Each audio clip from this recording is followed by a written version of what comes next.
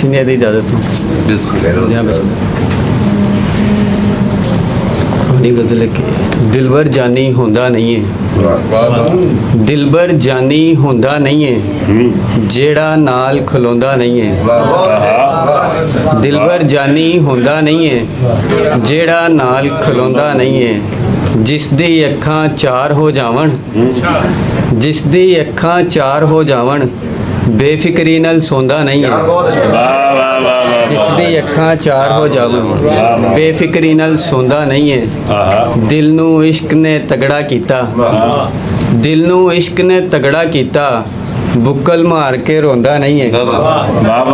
बुक्कल मार के रोंदा नहीं है। ते जिस दी अख च शर्म है आनी, जिस दी अख च शर्म है आनी, नस्ली असली होंदा नहीं है।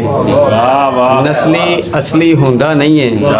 वादे नाल निभावन वाला, वादे नाल निभावन वाला, बूहे नू फिर ढोंदा नहीं है।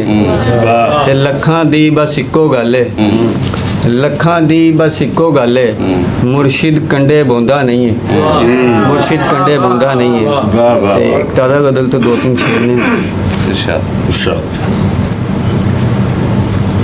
पहला बंदा चकदा है, पहला बंदा चकदा है, फिर ਉਹ ਰੱਬ ਨੂੰ ਤੱਕਦਾ ਹੈ।